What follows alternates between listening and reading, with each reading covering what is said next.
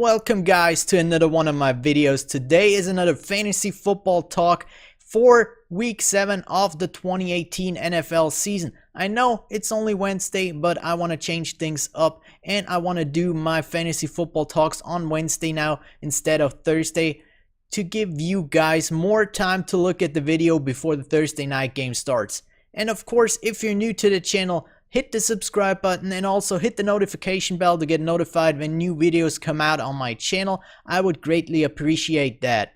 And now, let's just jump right into the news of the NFL right now. And first off to the news about the Miami Dolphins, where Ryan Tannehill will miss his second straight game as their starter because of a shoulder injury.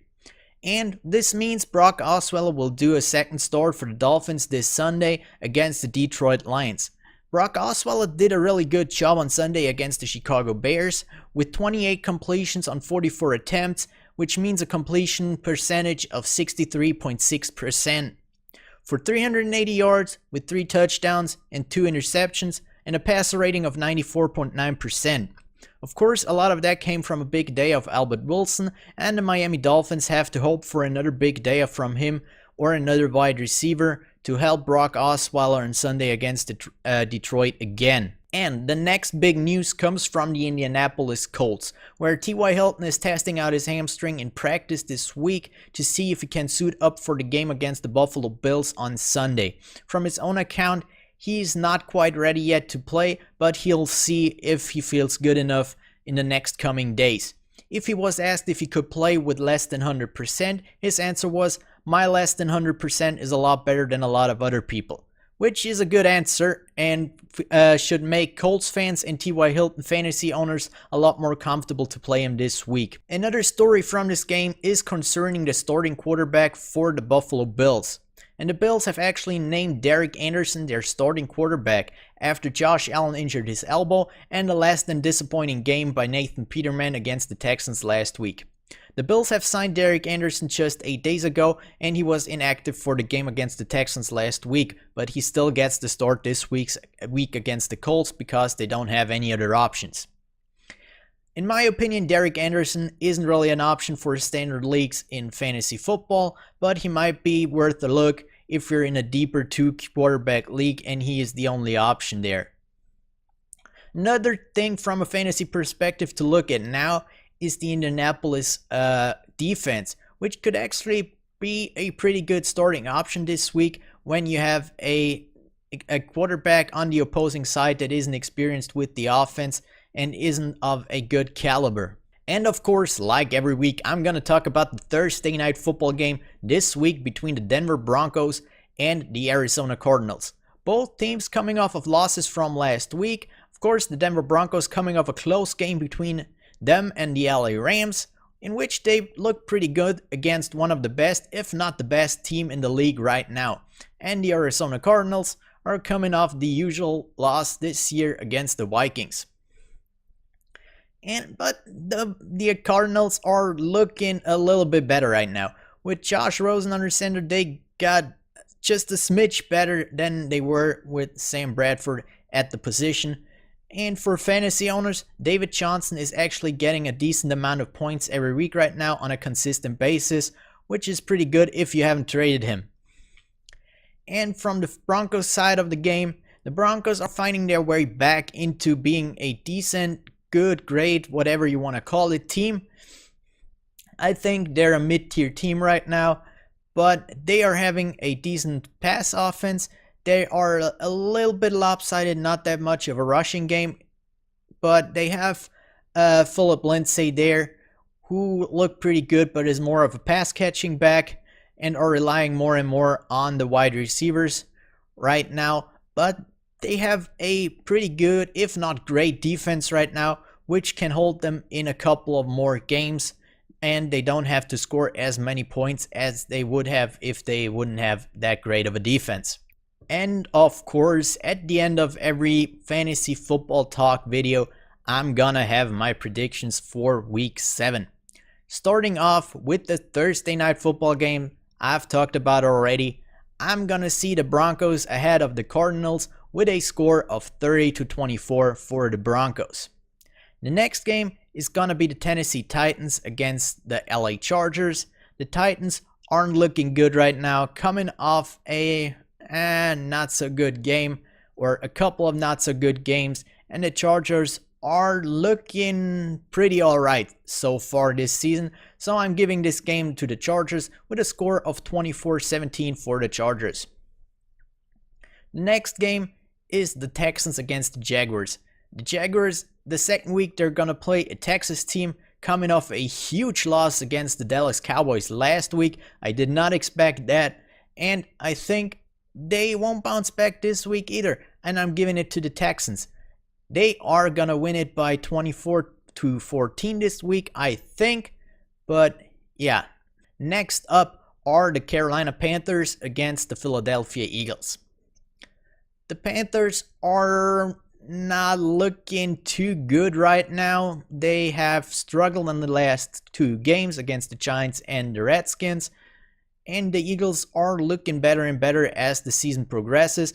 So I'm giving this game to the Eagles with a score of 35-27 for the Eagles.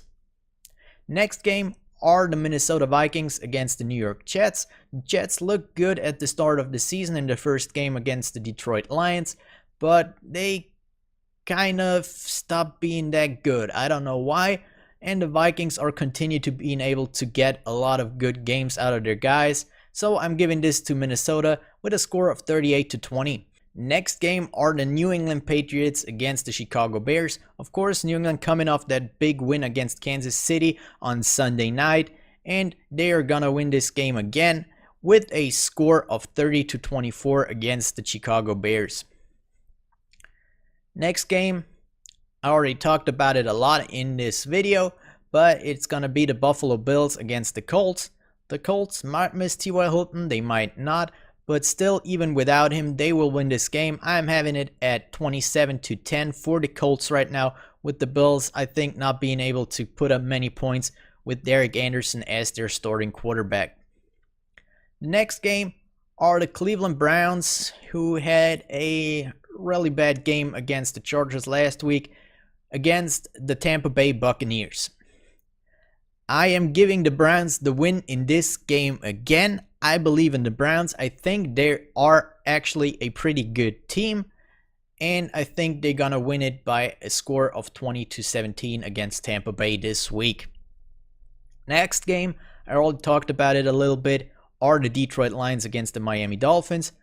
I don't believe in Brock Osweiler that much.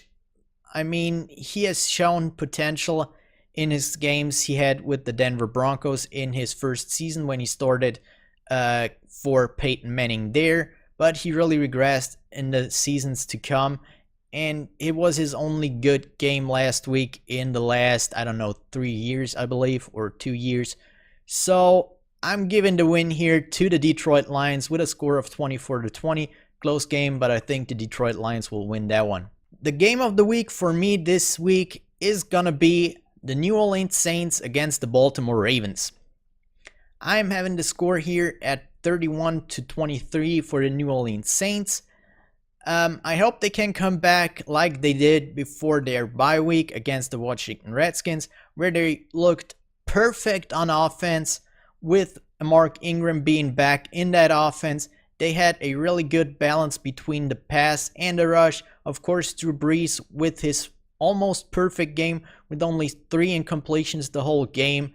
I think they're going to continue to play like that, and they will beat the Ravens this week. Next up is an NFC East matchup between the Dallas Cowboys and the Washington Redskins. The Cowboys with a huge win against the Jaguars that I already talked about at the Jaguars game. But I think this week the Washington Redskins are pretty hot as well right now. So I'm giving this one to Washington, especially because of the fact that they are playing at home. It's going to be a close game, I think, and I have the score at 24-21 for Washington, of course.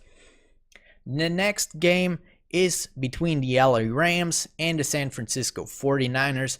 I've already talked about it, I think, last week in my video then. that the 49ers are actually looking pretty decent with Blaine Gabbert as their starting quarterback, which I did not expect. But I think they don't have a chance against the LA Rams right now. The LA Rams are looking just too good right now. And I have the score at 42-27 for the LA Rams. I think the 49ers are actually able to get a couple of points there, but I think they're just not good enough to keep the LA Rams in check. The Sunday night game this week is going to be between the Cincinnati Bengals and the Kansas City Chiefs. The Bengals kind of dropped off the last 2 weeks, but they are still a pretty good team, I believe. And yeah, they might have a chance against Kansas City this week, but I'm still giving it to Kansas City just because they're coming off the loss and they are hot to get back on that winning streak they had before the New England game. So I'm giving this with a score of 35-31 to Kansas City. And last but not least, of course, the Monday Night Football game between the New York Giants and the Atlanta Falcons. Yeah, the Giants are an alright team. They are not consistent this year. I think they had a couple of games they looked pretty good in, but then they also had a couple of games where they looked absolutely awful. But this week, I think with the Atlanta Falcons, it might be a close game between the two, but I'm giving it to the Atlanta Falcons at home with a score of 27-24. And that's it with my predictions for this week. I hope I'll see you in my next video, but until then, bye.